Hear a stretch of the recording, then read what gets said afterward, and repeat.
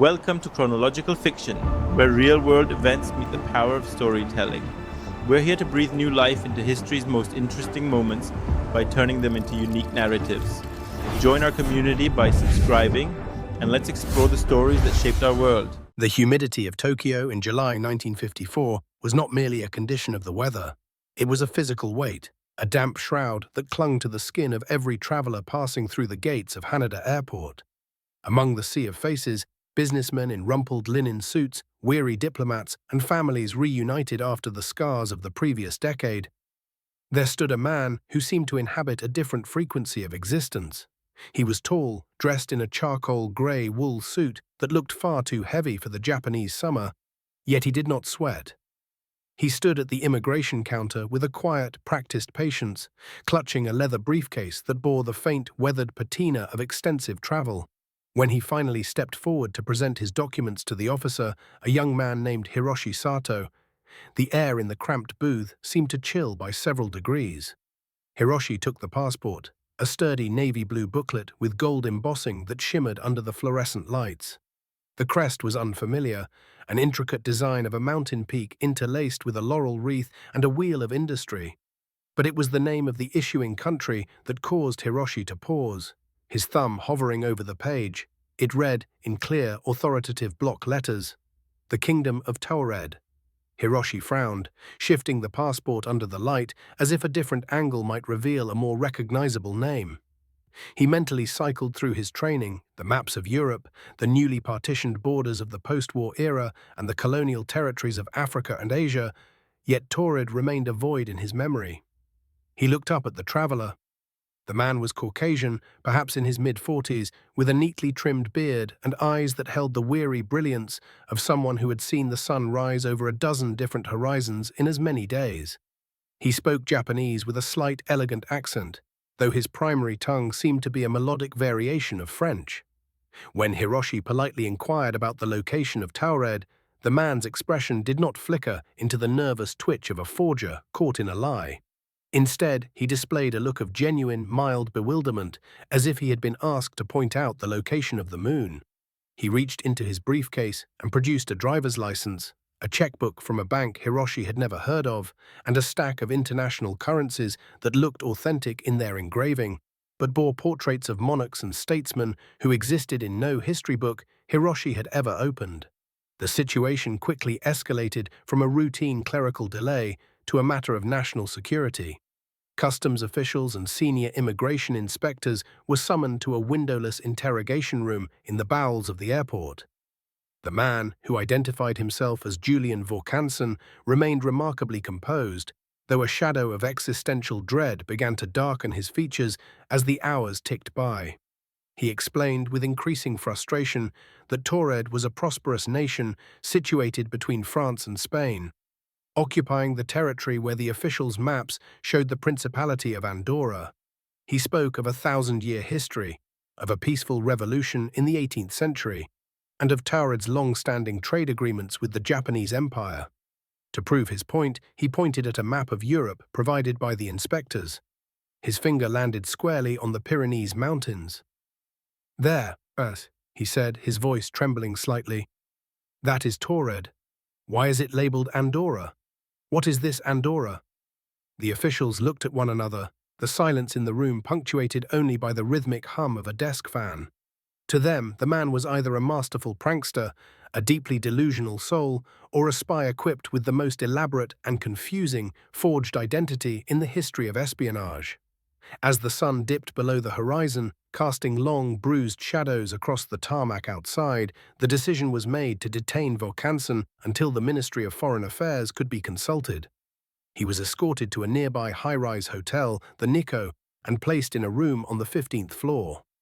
To ensure he did not slip away, 2 armed guards were stationed directly outside his door. The room had no balcony, and the windows were reinforced glass that could only be opened a few inches for ventilation. Certainly not wide enough for a man to squeeze through. Vorkansen, looking utterly defeated, sat on the edge of the bed and buried his face in his hands. He muttered something in a language that sounded like a haunting fusion of Latin and Occitan, a prayer or perhaps a lament for a home that had, within the span of a few hours, been erased from the collective memory of the world. The guards watched the door with unwavering discipline, noting that the light under the crack remained on for hours as the stranger paced the room, his footsteps a rhythmic hollow thud against the carpet. The following morning, the atmosphere at Haneda was one of clinical urgency. Representatives from the French embassy and the Japanese intelligence services had arrived to peel back the layers of the Taured'den mystery. However, when the guards knocked on the door of room 1502 to escort the prisoner back to the airport, there was no answer. They used a master key to enter, their hands hovering over their holsters, expecting a confrontation or perhaps the tragic sight of a man driven to despair. Instead, they found an empty room. The bed was neatly made, the heavy charcoal suit was nowhere to be seen, and the air smelled faintly of ozone and old paper. The most chilling discovery, however, was not the man's absence, but the total disappearance of his belongings. The passport, the checkbook, the strange currencies, and the briefcase, all of which had been locked in the airport's high-security evidence vault miles away, had vanished simultaneously. It was as if Julian Vaucanson and the Kingdom of Taured had never been more than a ripple in the fabric of reality, a momentary intersection of two parallel paths that had finally and irrevocably diverged. The investigation that followed was exhaustive but yielded nothing but ghosts. The hotel staff swore that no one had left the room, the guards had not moved from their post, and the window, still locked from the inside, looked out over a sheer drop that no human could survive without assistance. Forensic teams found no fingerprints in the room other than those of the cleaning staff from the previous day. It was as if the room had been scrubbed of Vaucanson's very essence. In the decades since, the man from Taured became a cornerstone of urban legend, a cautionary tale for those who believe that reality is a fixed and objective truth.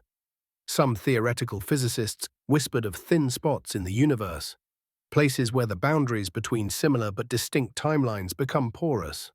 They theorized that Julian Vaucanson was a traveler who had unintentionally stepped through such a membrane, arriving in a world that was 99% identical to his own, save for the name and history of a small mountain kingdom. For one day in 1954, the world had been forced to look into the eyes of a man who belonged nowhere, a man whose home was a ghost in the machinery of time. In the archives of the Japanese police, the file remains open, though it has long since yellowed and gathered dust. There are no photographs of the man, only sketches drawn from the memory of Hiroshi Sato, who spent the rest of his life looking at maps with a sense of profound suspicion. He often wondered if, in some other Tokyo, in some other version of July 1954, a man named Julian Vaucanson had arrived home to Taured, hugged his family, and told them a terrifying story about a strange, humid land called Japan, where no one had ever heard of their country. The mystery of Taured serves as a haunting reminder that we are all travelers on a narrow path of certainty, and that just beyond the peripheral vision of our history books, there may lie entire civilizations, wars and loves that we will never know, existing in the silent, shimmering spaces between the ticks of the clock. The implications of the Vaucanson disappearance rippled through the higher echelons of Japanese intelligence for years, sparking clandestine debates about the nature of sovereignty and the fragility of human perception. If a man could exist with all the tangible proof of a life, documents, memories, physical presence, and then be negated by the consensus of a map, then what was the value of any national identity? The case was eventually classified, buried under layers of bureaucratic indifference. But the legend refused to die. It migrated from official reports to the smoky corners of Shinjuku bars, where old men told the story of the ghost of Haneda to anyone who would listen. They spoke of the man not as a fraud, but as a martyr of the multiverse, a soul caught in a cosmic glitch. The charcoal grey suit, the heavy leather briefcase, and the navy blue passport became symbols of the great elsewhere, a place that is always just out of reach, separated from us by nothing more than a choice made differently 1,000 years ago. As the years turned into decades, the airport at Haneda underwent countless renovations. The old wooden counters were replaced by sleek plastic and glass, the manual ledgers by humming computer terminals, and the interrogation rooms were demolished to make way for luxury lounges. Yet some of the older ground crew members claimed that on certain nights in July, when the humidity is at its peak and the fog rolls in from the bay, a faint rhythmic pacing can be heard in the corridors of the Nico Hotel. They say if you listen closely, you can hear a man speaking a melodic, unfamiliar tongue, asking for directions to a kingdom that does not exist on any map, but which lives on in the unsettling silence that follows his name.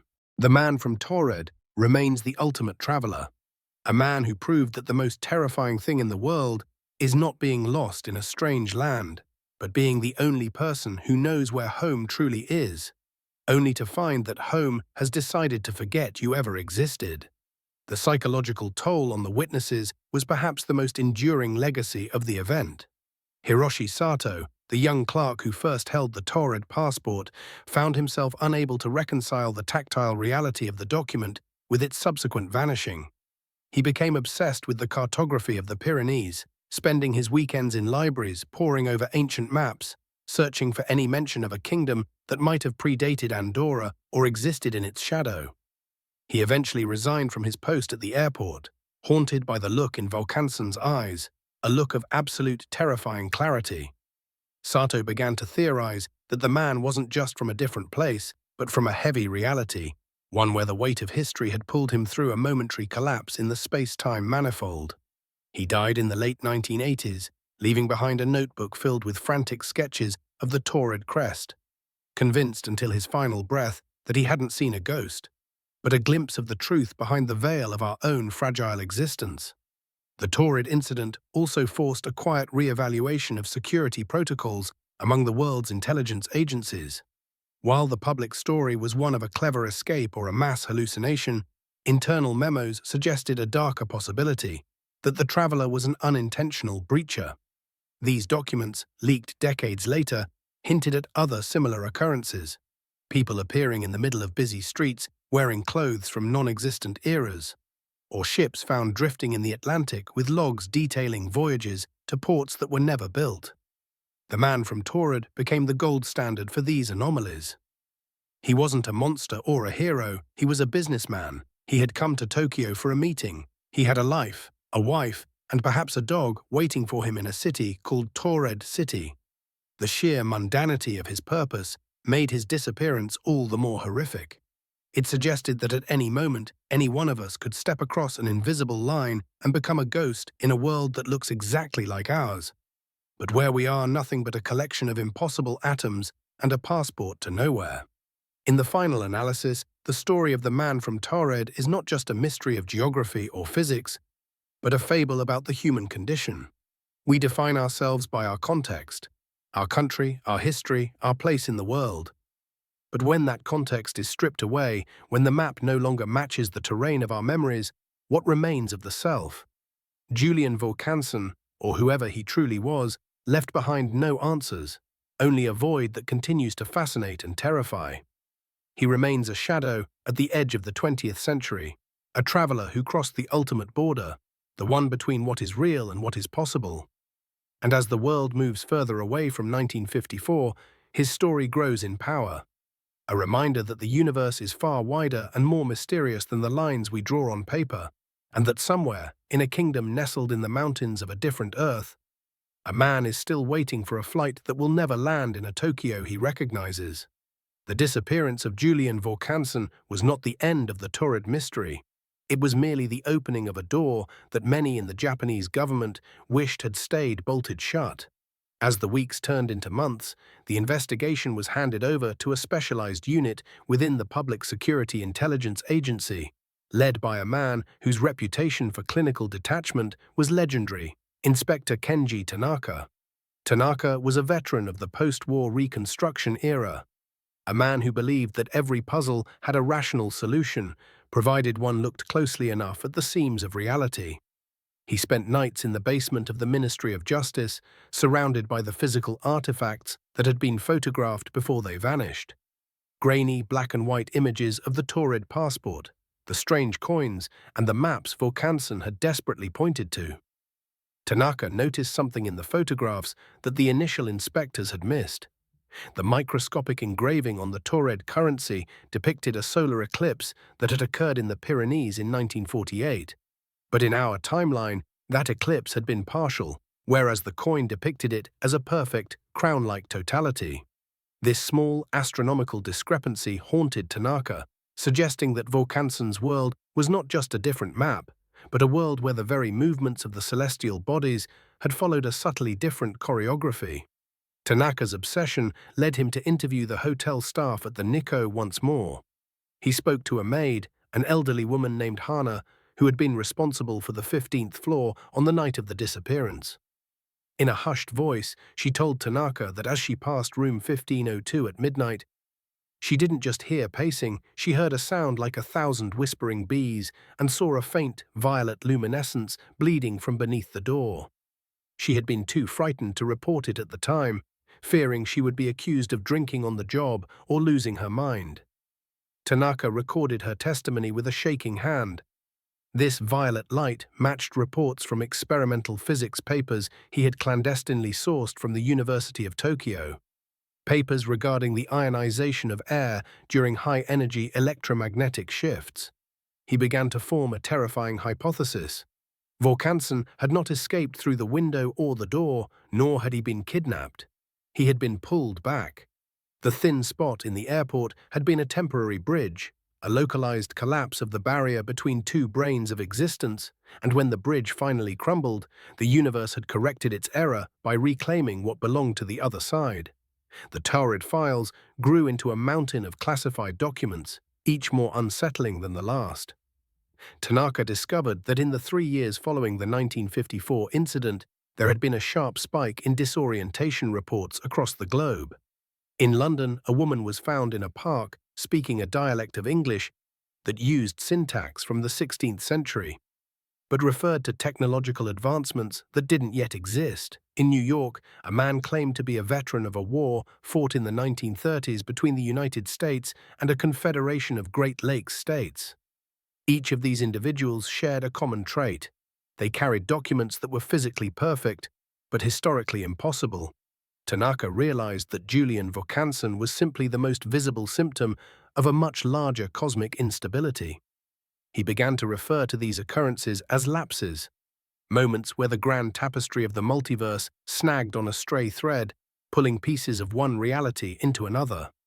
The kingdom of Taured, Tanaka surmised, was a stable, prosperous neighbor to our world, perhaps only a few vibrations away, yet utterly inaccessible except by these tragic, random accidents of physics. By the mid-1960s, Tanaka's investigation was abruptly shut down. The official reason was budgetary, but the truth was far more sinister. The Cold War was at its height, and both the United States and the Soviet Union had caught wind of the Taured incident. They viewed these lapses not as ontological tragedies, but as potential tactical advantages. If a man could move between worlds, could a nuclear warhead? Could an army? Tanaka was reassigned to a mundane desk job in the suburbs of Osaka, his notes confiscated and his mouth silenced by the threat of treason charges. Yet he continued his work in secret, filling dozens of private journals with his theories. He became convinced that the man from Taured had left something behind, not a physical object, but a psychic residue. He believed that the airport at Haneda had become a permanent weak point, a place where the frequency of our world was perpetually slightly off-key. He spent his retirement sitting in the terminal, watching the travelers, waiting for another charcoal suit, another navy blue passport, another lost soul who had fallen through the cracks of the map. In the 1990s, a young researcher named Dr. Arisaka stumbled upon Tanaka's journals in a second-hand bookstore in Kyoto. Arisaka, a specialist in quantum decoherence, was floored by the inspector's insights. Tanaka had predicted, decades before the mathematics were fully developed, the concept of quantum anchoring. He argued that Volkansen's disappearance was accelerated because he was being observed. The act of interrogation and the constant scrutiny of his documents had forced the universe to decide which reality was dominant. In the end, our reality won, and because Volkansen could not be reconciled with our history, he was deleted, shunted back into the void, or returned to his point of origin with such force that even his belongings were dragged along with him. Arisaka took these theories and began to run simulations on the burgeoning supercomputers of the era. The results were chilling. The simulation suggested that lapses were becoming more frequent as humanity's technological footprint grew, as if our radio waves and satellite signals were further eroding the thin membranes between parallel Earths. The legacy of the man from Taured thus evolved from a mere ghost story into a silent alarm for the scientific community.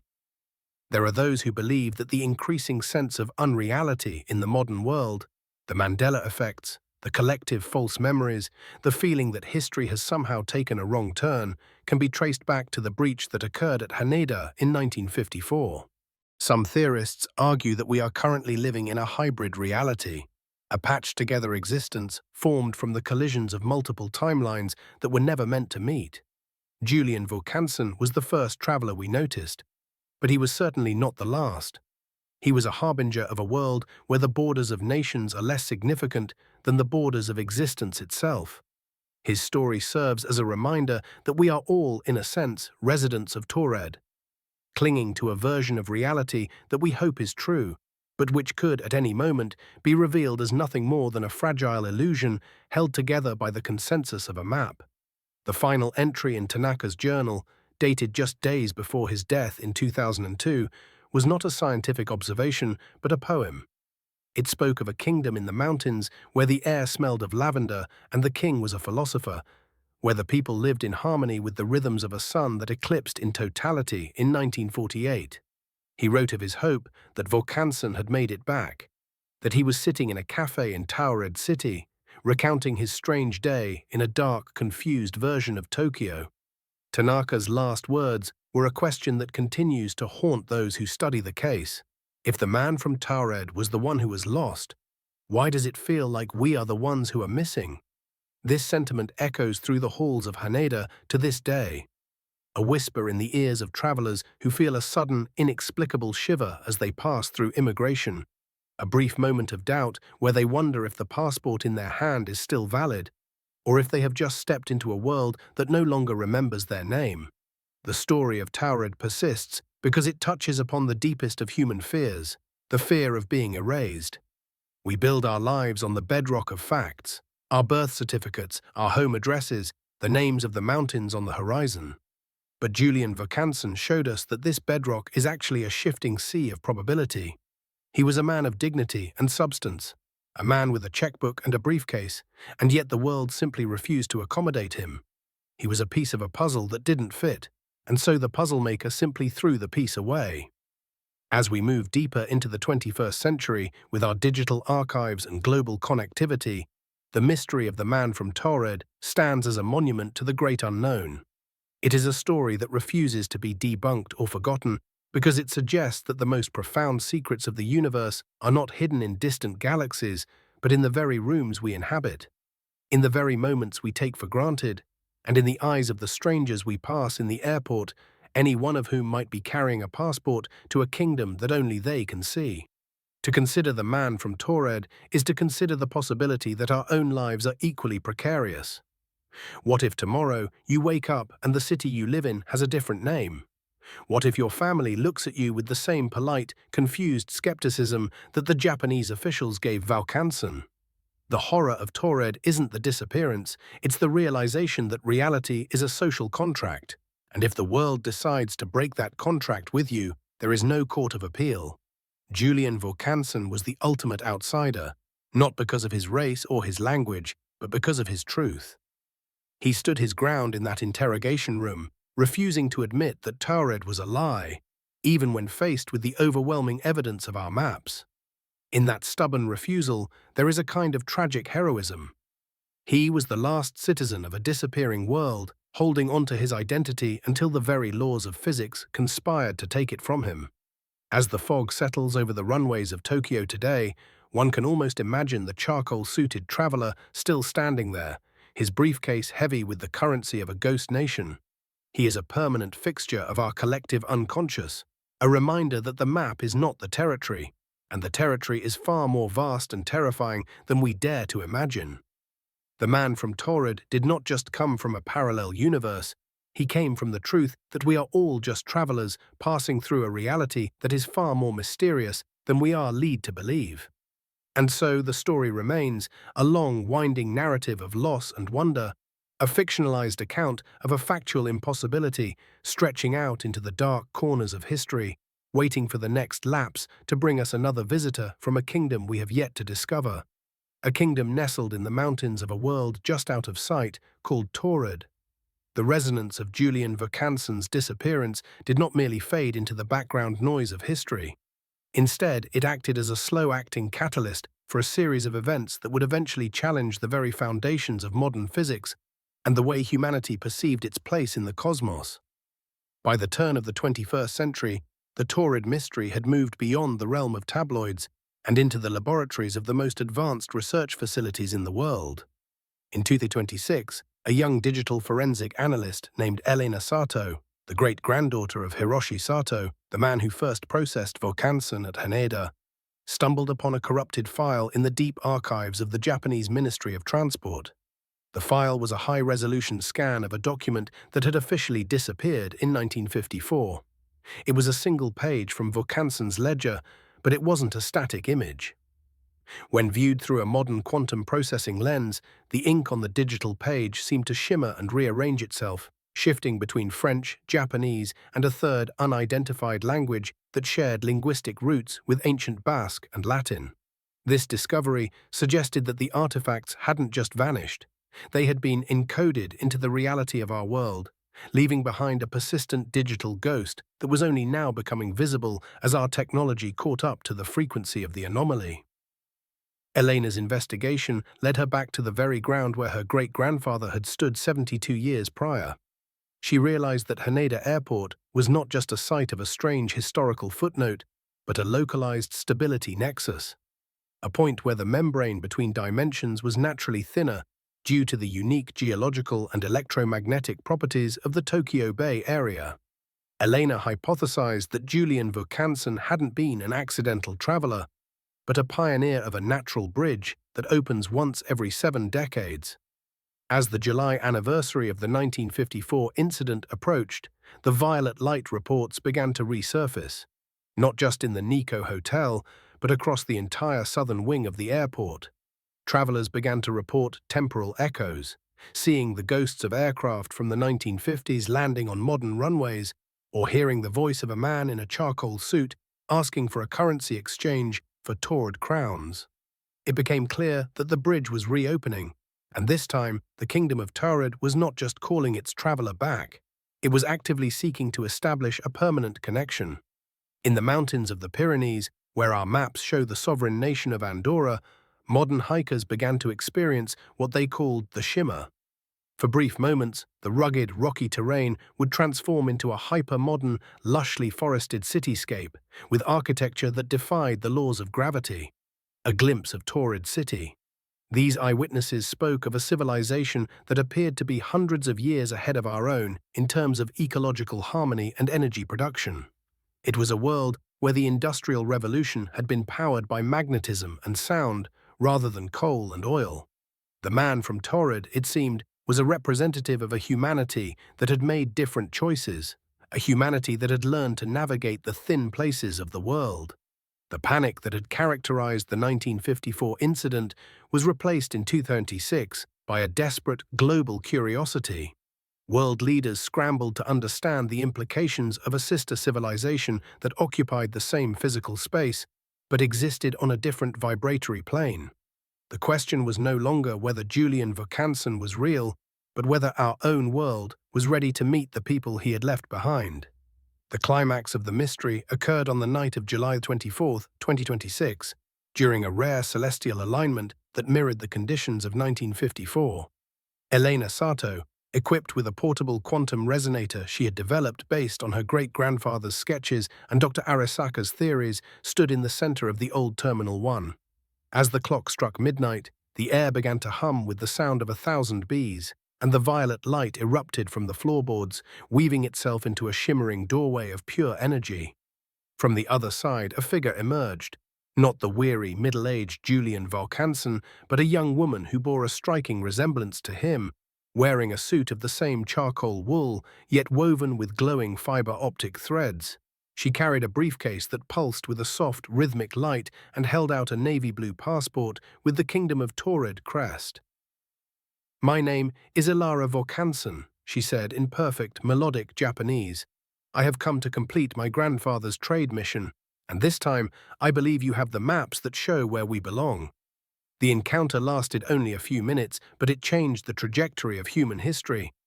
Ilara explained that Taured was not a parallel universe in the sense of being a separate world, but a folded reality, a pocket of existence that had intentionally tucked itself away during the chaotic wars of the 14th century to preserve its culture and peace.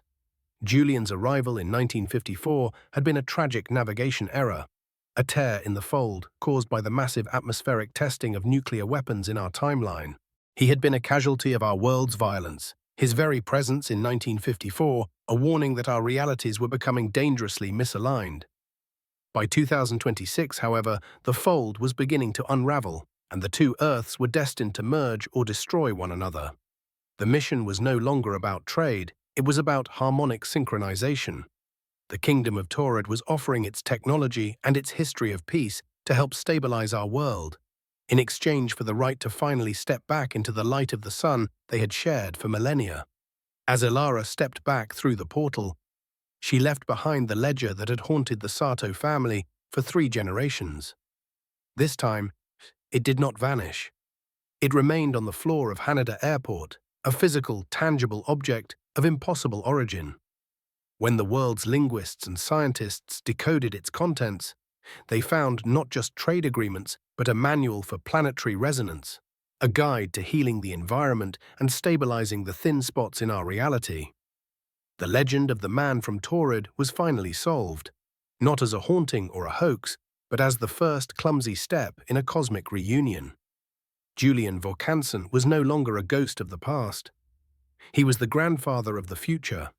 The Kingdom of Taured, once a name that caused suspicion and fear, became a symbol of what humanity could achieve if it chose a path of harmony over conflict. And while the maps of the Pyrenees still say Andorra, the people who live there now look at the mountains with a different light in their eyes, knowing that just behind the mist, a 1,000-year-old kingdom is waiting to welcome them home. The 2026 event led to the establishment of the Taured Accord, an international treaty that recognized the existence of interphase sovereignties. Haneda Airport was partially designated as an extraterritorial zone, a permanent embassy for the people of the fold.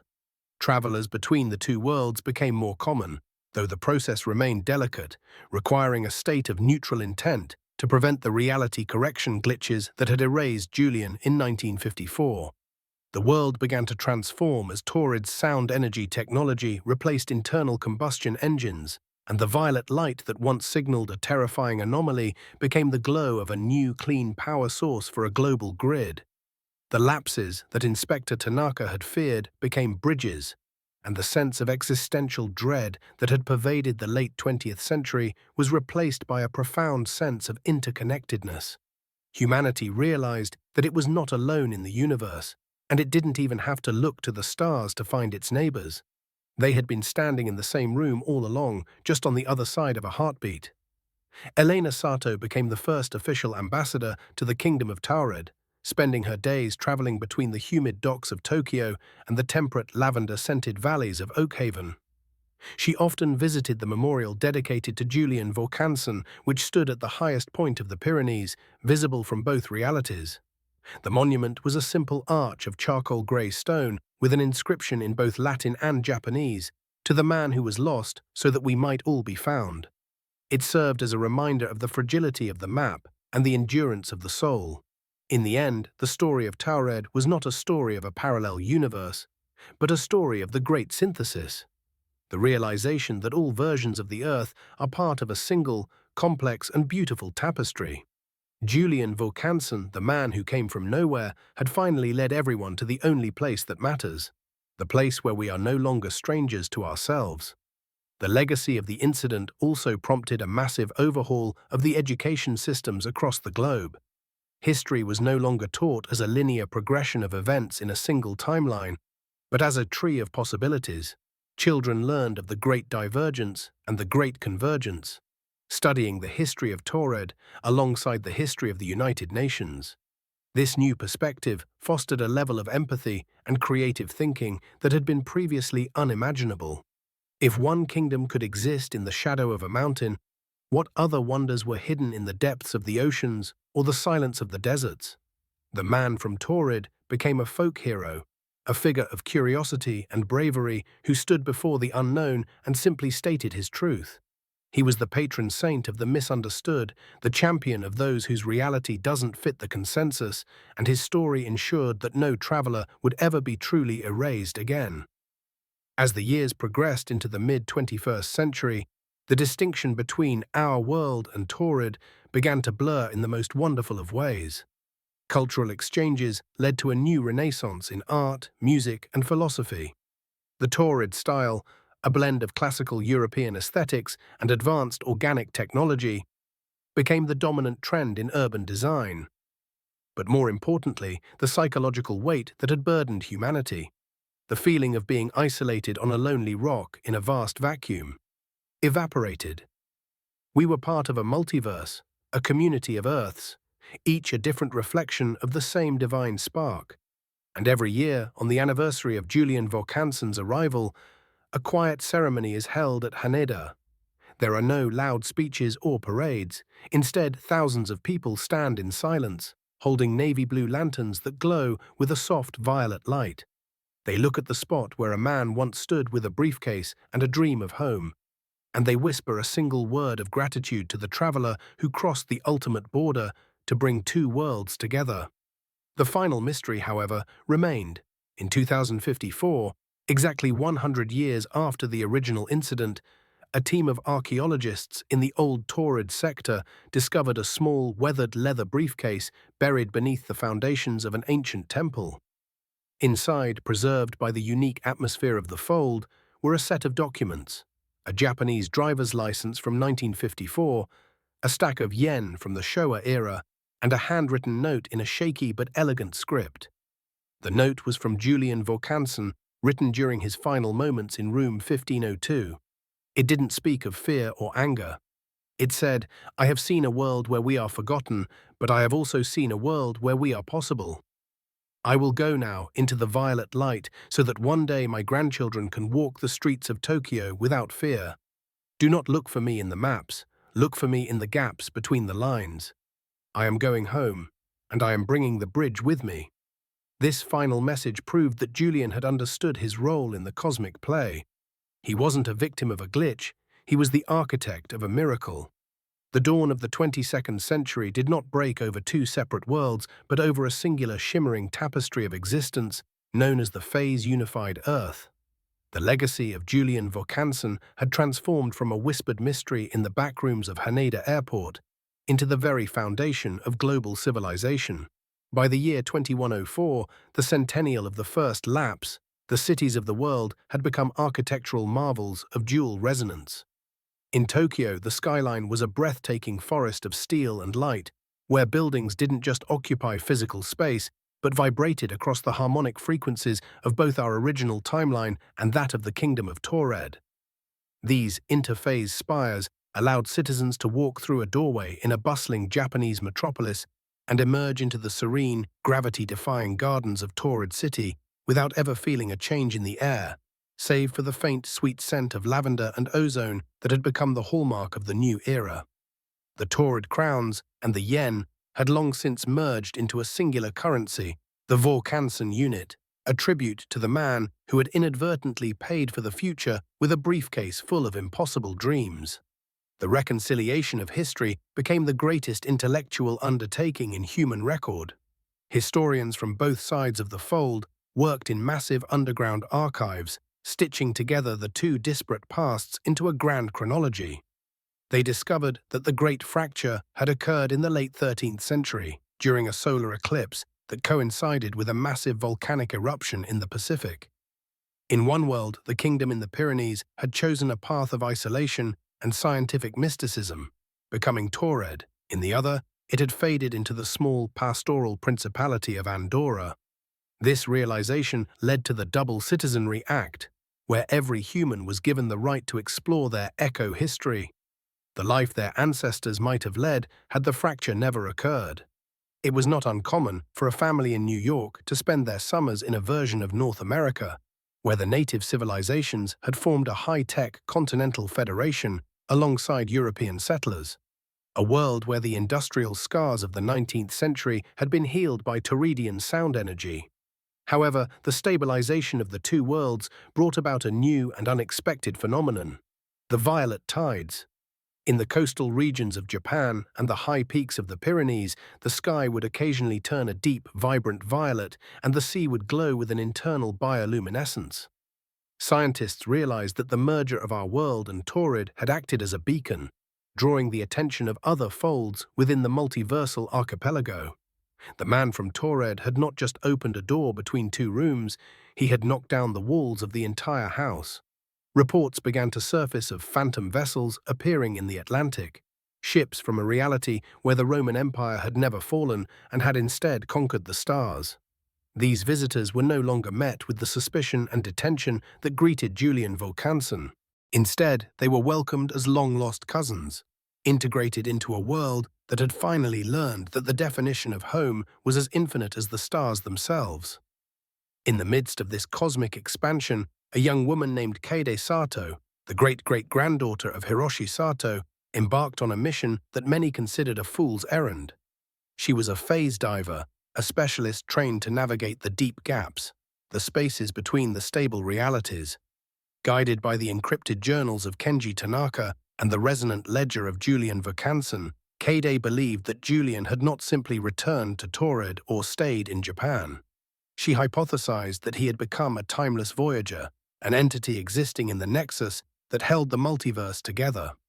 On a quiet July night in 2110, standing on the very spot in Haneda where the old Terminal 1 used to be, Keide initiated a deep resonance dive. As the violet light enveloped her, the physical world dissolved, replaced by a crystalline landscape of pure information and light. The memory of the multiverse. There, in the heart of the nexus, she found him. Julian Vaucanson did not look like the weary 40-something businessman from the 1954 photographs. He appeared as a shimmering silhouette of light, a being who existed across all ages simultaneously. He was sitting at a desk that looked remarkably like the immigration counter at Haneda, but it was made of stardust and ancient oak. He was still holding his navy blue passport, but the pages were no longer filled with stamps from European countries. They were filled with the constellations of 1,000 different Earths. Julian looked up at Keide and smiled, a look of profound, eternal peace. "I have been waiting for someone from the Sato line," he said, his voice echoing like a harmony of bells. "You see, the bridge wasn't just for the worlds, it was for the people, to remind you that no matter how many lines you draw on a map, the heart knows no borders." Julian revealed to Keide the true purpose of the Taured incident. It had been a necessary anomaly, a controlled crack in the glass of reality designed to prevent a total ontological collapse. The two worlds had been drifting toward a catastrophic collision, and Julian had volunteered, at the cost of his own linear life, to act as the stabilizing anchor. He had endured the fear, the isolation, and the erasure so that billions of others would never have to. He was the sovereign of the gap, the guardian who ensured that the lapses remained bridges rather than abysses. Before Keide returned to the physical world, Julian handed her a small physical object, his original leather briefcase. "Give this to the world," he whispered. "Inside, they will find the coordinates for the next great convergence. Tell them not to be afraid. Tell them that every time they feel lost, they are simply discovering a new part of their home." When Keide emerged from the violet light back at Haneda, the briefcase in her hand was no longer a relic of the past, but a blueprint for the future. Inside were the harmonic keys to a dozen other realities, worlds of peace, worlds of music, and worlds of wonders that exceeded even the most daring Taured'den technologies. The Vaucanson legacy became the ultimate mission of humanity, the grand unification of the multiverse. The fear of the other vanished entirely, replaced by a global culture of infinite hospitality. The story of the man from Taured, which had begun with a confused traveler in a charcoal suit, ended with a humanity that had become a race of travelers, moving through the dimensions with the same ease that people once moved between cities. As the years stretched toward the 23rd century, the very concept of parallel universes became obsolete. There was only the omniverse, a singular, vibrant existence where every possibility was explored and every life was valued. The kingdom of Taured, once a ghost on a map, was now a central hub of this new reality, a place where the mountains of the Pyrenees were the gateway to the stars. And at the center of the Vaucanson Plaza in Taured City, a massive statue of Julian was erected. He was depicted not as a man being interrogated, but as a man walking forward, one hand on his briefcase and the other reaching out toward the viewer. The inscription at the base was simple, reflecting the wisdom he had shared with Caid in the Nexus. The map is a story we tell each other. Reality is the journey we take together. The final chapter of the Taured mystery was written not by a government official or a scientist, but by a child in the year 2254. During a school field trip to the Museum of the First Lapse, the child noticed that the original navy blue passport, now a sacred relic, seemed to flicker. For a brief second, the name on the cover changed from the Kingdom of Taured to the United Earth. The child realized that Julian Vaucanson hadn't just come from a different place. He had come from the potential of what we could become. He was a visitor from our own future, a version of us that had already learned how to transcend the limits of time and space. The man from Taured was the first citizen of a world that we were finally, after 3 centuries of searching, beginning to inhabit. And so the story of Julian Vaucanson remains the most enduring narrative of the human spirit. It is a story that proves that even when we are lost, even when the world forgets our name and the maps betray us, we are never truly alone. Somewhere in the thin places of the world, a violet light is always glowing, and a man in a charcoal suit is waiting to show us the way.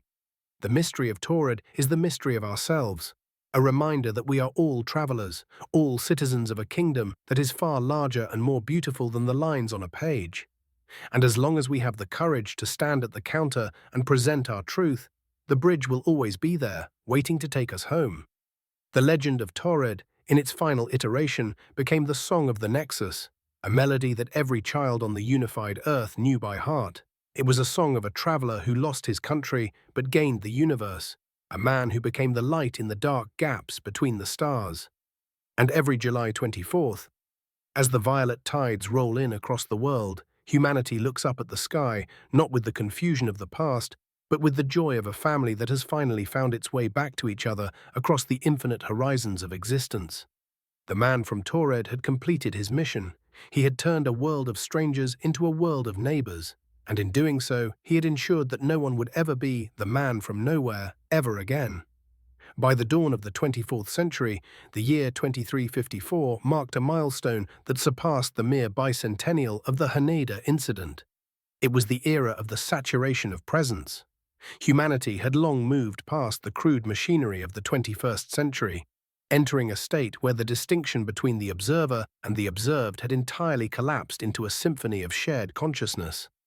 The phase-unified Earth was no longer just 2 worlds merged at the seams. It had become a multidimensional crystal, reflecting thousands of possible histories in every single moment of daily life. In the megalopolises that now spanned continents, a citizen didn't just walk down a street. They navigated a chronological corridor, where they could see the Roman marble of a never-fallen empire, the bioluminescent spires of Taured's peak evolution, and the rustic wooden storefronts of a pastoral 1950s Japan, all occupying the same coordinate in space-time. This was the omni-reality, a state of existence where the tragedy of Julian Vaucanson, the man who was lost because he didn't fit, was resolved by a world where everything fit. Yet even in this utopia of total inclusion, a new subtle mystery began to emerge, a quiet fading at the edges of the multiverse that suggested the Great Convergence was only the beginning of an even more profound transformation.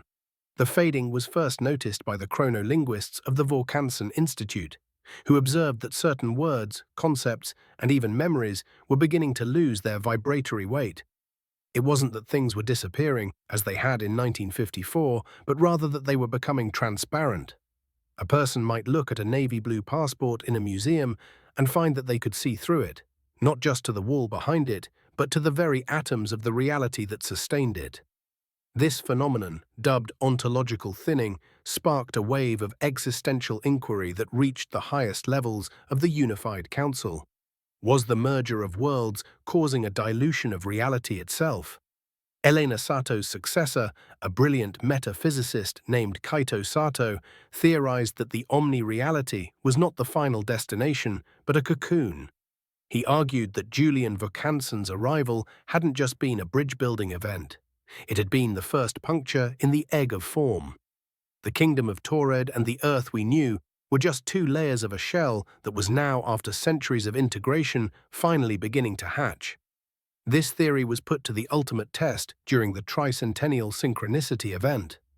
On July 24, 2354, the entire population of the unified Earth engaged in a simultaneous resonance meditation aimed at stabilizing the fading.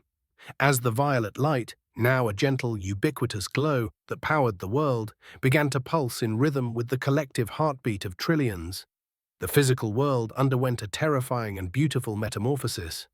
The skyscrapers of Tokyo, the mountains of the Pyrenees, and the starships of the Roman Taured fleet didn't just shimmer, they began to dissolve into pure, radiant thought. In that moment, the maps that had caused Julian so much suffering were finally discarded for good. The citizens of the Earth realized that place was a primitive concept, a crutch for minds that hadn't yet learned to perceive the totality of the infinite now. They were no longer residents of Japan or Taured. They were the architects of the void, beings who could manifest entire universes simply by dreaming them into existence. In the center of this cosmic dissolution stood the figure of Julian Vokansen, no longer a ghost or a sovereign, but the singularity of memory. He appeared to Kaito Sato not as a man in a suit, but as a vast, swirling nebula of navy blue and gold, containing within himself every stamp, every currency, and every tear that had ever been shed in the search for home. Julian spoke not in words, but in a direct transmission of pure meaning. He revealed that the kingdom of Taured had never truly been a place between France and Spain, nor had it been a parallel dimension.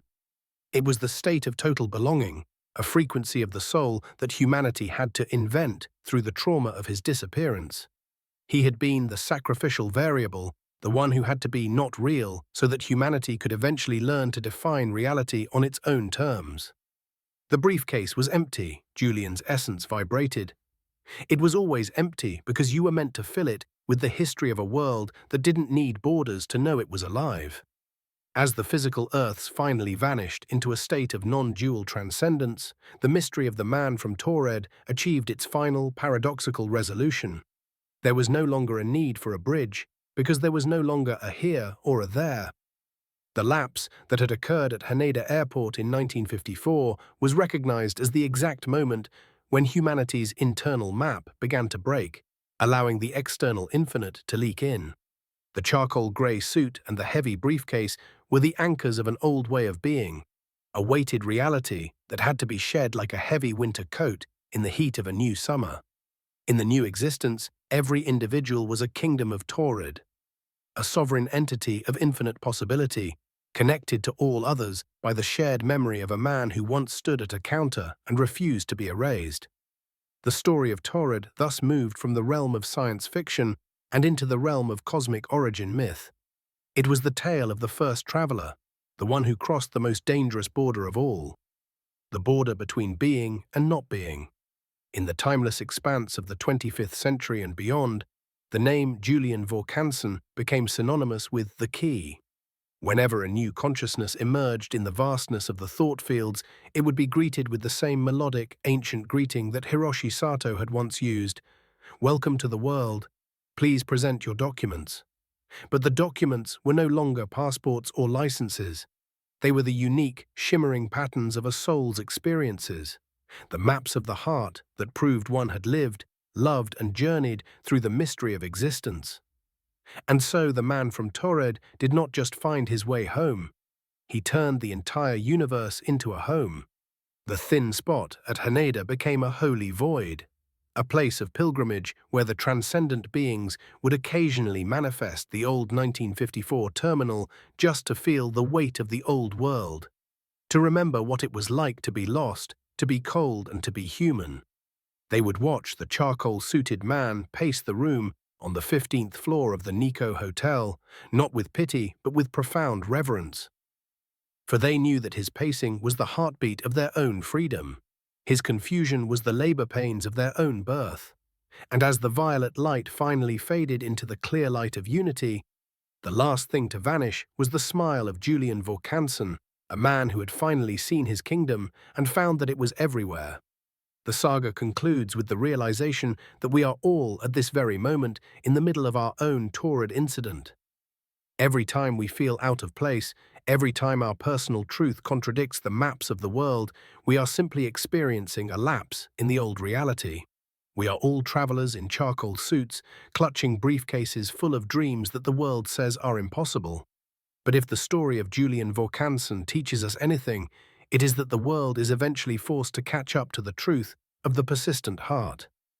The mystery is not whether Taured exists, but whether we have the courage to keep presenting our passport until the world finally makes room for our kingdom.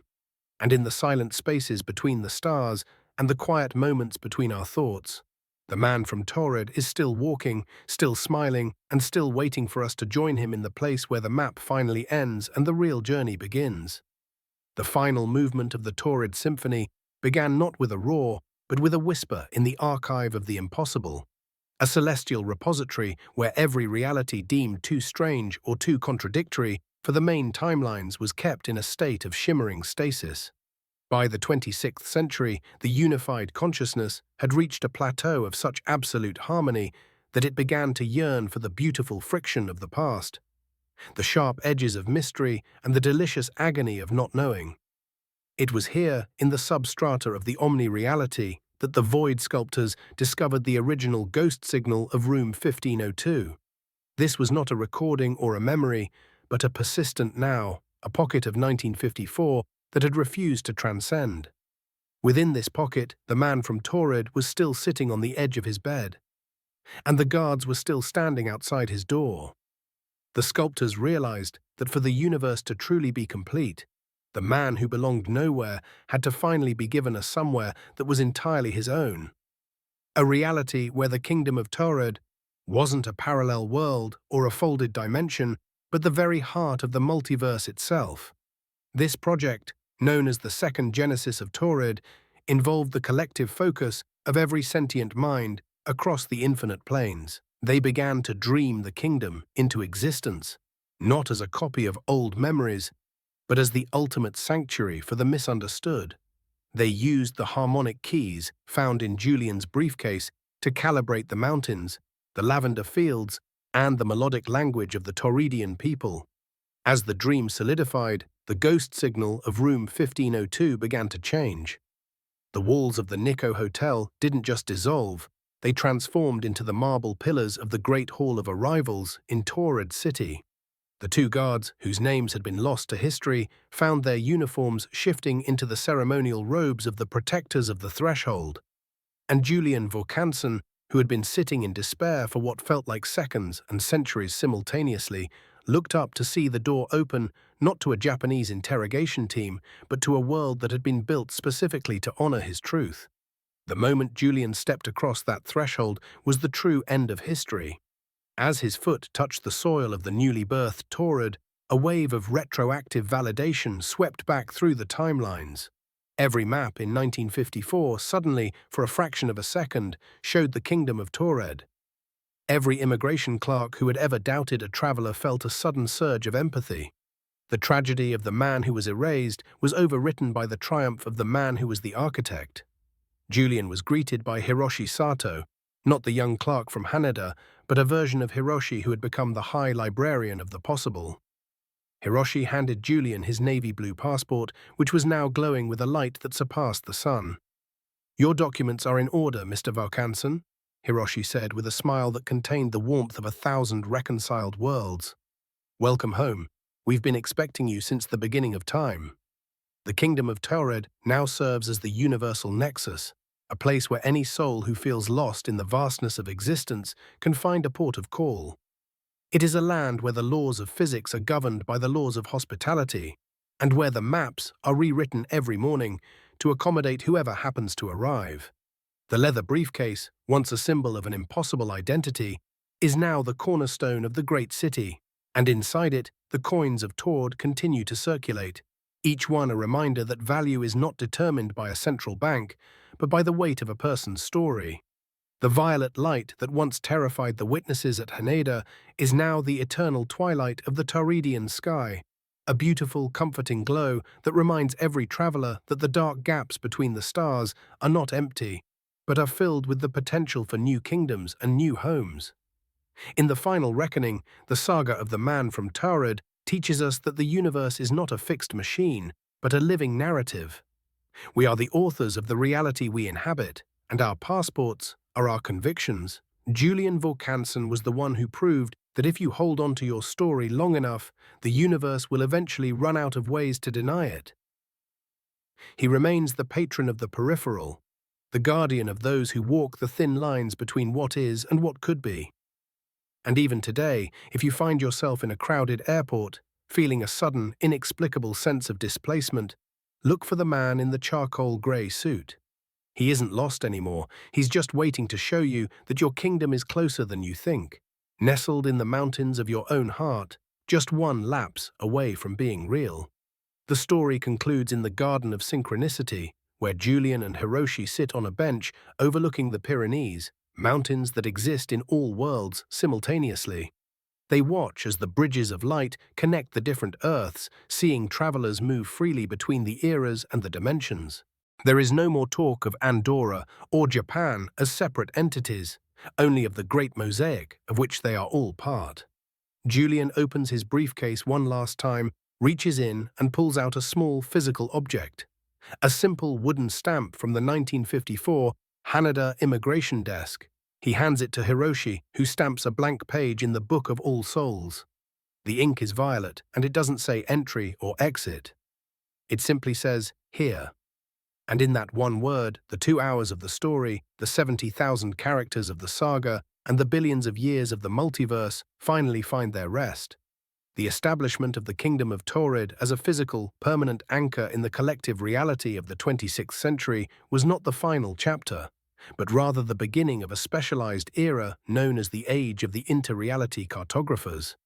While the masses lived in the harmony of the phase-unified Earth, a dedicated order of scholars and explorers known as the Order of the Grey Suit dedicated their lives to mapping the deep fractures that Julian Vorkansen had bridged. These cartographers realized that the 1954 incident was merely the largest of a series of cosmic scars left by a much older civilization, the pre-fracture ancestors, who had mastered the art of folding space-time long before the Kingdom of Taured or the Republic of France ever existed. In the hidden vaults of the Vorkansen Institute, these explorers began to catalogue the shadow travelers, those individuals who, unlike Julian, had arrived in our world without the benefit of a bureaucratic paper trail, slipping through the cracks and living out their lives as ghosts in the machinery of history. One such file, recently unearthed, told the story of a woman who appeared in London in 1888, claiming to be a doctor from the Commonwealth of Avalon, carrying medical tools made of a glass-like substance that could heal wounds with sound, a precursor to the Taured'den resonance technology that would not be fully realized for another 700 years. The Order of the Grey Suit functioned as a bridge between the clinical science of the future and the raw mystery of the past. They operated out of the sanctuary of Haneda, a massive floating research station positioned exactly over the coordinates where room 1502 of the Nikko Hotel once stood. Here they utilized echo chambers to listen to the vibrations of history, seeking out the Vorkansen frequency, the specific electromagnetic signature that signaled a coming breach. They discovered that the Kingdom of Taured was not just a static place, but a living geography that responded to the emotional state of its inhabitants. In times of great peace, the mountains of Taured would grow taller, their peaks crystalline and glowing with violet light. In times of uncertainty, the kingdom would tuck itself back into the folds of the Pyrenees, becoming a mist that only the heart could navigate. This explained why Julian Vorkansen had been so easily erased in 1954. He had arrived in a world saturated with the fear of the Cold War, a world whose low-frequency anxiety acted as a repellent to the high-frequency reality of Taured. Julian wasn't just a victim of a glitch, he was a victim of a tonal mismatch between two versions of humanity. To prevent such a tragedy from ever occurring again, the Order developed the Vorkansen Protocols, a set of metaphysical laws that governed the interaction between different reality planes. These protocols mandated that every major city in the unified Earth maintain a neutral zone, a space where no single reality was dominant, allowing travelers from any fold to manifest safely without the risk of ontological erasure. These zones were designed to mimic the atmospheric conditions of the original Taured, with air that vibrated at exactly 432 Hz and a constant gentle violet illumination. The most famous of these was the Plaza of the Three Suns, in what was once Andorra, where three different versions of the Pyrenees overlapped perfectly. Travelers could sit at a cafe and watch three different sunrises in a single morning, each one casting a different colored shadow, a phenomenon that became the ultimate symbol of the new world's diversity. It was within these zones that the Great Reconciliation took place, where families separated by centuries of divergent history finally met, sharing stories of a world where the Roman Empire had survived, or where the Industrial Revolution had been powered by the tides of the moon. The technology behind this harmony was rooted in the Taured'den resonance engine, a device that functioned less like a machine and more like a musical instrument. By tuning the local space-time fabric to the frequency of a specific reality, the engine could create a phase lock that prevented the fading or transparent effects that had plagued the earlier centuries. The fuel for these engines was not a physical substance, but coherent intent, the focused, peaceful thoughts of the people inhabiting the space. The Order of the Grey Suit realized that Julian Vorkansen's leather briefcase had actually been a prototype of such an engine, its contents designed to create a field of reality around him. When the Japanese officials confiscated his belongings, they inadvertently broke his phase lock, causing him to slowly dissolve back into the Nexus. The violet light observed by the hotel staff was the briefcase's safety mechanism, attempting to re-establish the connection, a silent cry for help from a technology that was thousands of years ahead of its captors. Deep within the archives of the Order, a secret project known as the Julian Project aimed to do the impossible, to send a team of reverse cartographers back to July 1954 to prevent Julian's detention. However, they soon encountered the Vorkansen paradox. If Julian was never detained, the mystery would never have been born. If the mystery was never born, the Order would never have been founded, and the technology to save him would never have been developed. Julian Vorkansen's suffering was the sacrificial spark that ignited the evolution of the human soul. Realizing this, the Order chose not to interfere with the past, but to honor the pain. They created a temporal memorial, a loop of time where Julian's experience of 1954 was transformed from a terrifying interrogation into a teaching moment. In this altered perception, which Julian experienced within the Nexus, the immigration officers were not his captors, but his students, and he was the one showing them that the world was larger than their ledgers. This was the true meaning of the second genesis of Taured. It wasn't just about creating a place, but about healing the memory of the trauma that created it. As the 27th century approached, the Order of the Grey Suit began to observe a new phenomenon, the inversion of the fold. The kingdom of Taured was no longer just a destination or a partner. It was beginning to exhale its reality into the rest of the universe. The violet light was no longer confined to the Nexus or the neutral zones. It was beginning to appear in the rings of Saturn, in the nebulae of distant galaxies, and in the very vacuum of space. The universe itself was becoming Taured'den. This meant that the laws of physics, once thought to be immutable and cold, were becoming linguistic and emotional. Gravity was becoming a form of attraction in the romantic sense. Light was becoming a form of communication. The man from Taured had not just brought two Earths together, he had introduced a new logic to the cosmos, one where the identity of a thing was determined not by its position in space, but by its relationship to the great whole. In this expanded reality, the figure of Julian Vorkansen evolved once more. He became the patron of the infinite border, a cosmic entity that guarded the transition between finite life and infinite existence. When a star died or when a civilization reached its end, Julian would appear, still in his charcoal suit, still clutching his briefcase, and guide the departing essence into the kingdom of the eternal now. He was the one who ensured that nothing was ever truly lost, that every lapse was a doorway to a more profound truth. The Order of the Grey Suit transitioned from cartographers to soul stewards, helping every living being prepare for their own immigration into the higher planes. They taught that death was not a departure, but a checking in at the great counter of the universe, where the only document required was a life lived with the courage to believe up in the impossible. The final mystery of this era concerned the last briefcase. Legend spoke of a briefcase left by Julian in the very center of the Taured'den capital, a briefcase that could only be opened by a perfect consensus of all living minds. In the year 2654, on the triple centennial of the Haneda incident, the consensus was finally achieved. As the minds of trillions focused on the leather lock, the briefcase didn't open to reveal more documents or technologies. Instead, it unfolded into a universal mirror. Every person who looked into it saw not their own face, but the face of Julian Vorkansen, and behind him the faces of every traveler who had ever been lost, every refugee who had ever been turned away, and every dreamer who had ever been silenced. The mirror whispered a single truth that resonated through the heart of the multiverse. We are all from Taured. We are all just waiting for each other to recognize the name on the passport. With this revelation, the kingdom of Taured ceased to be a kingdom and became a state of being.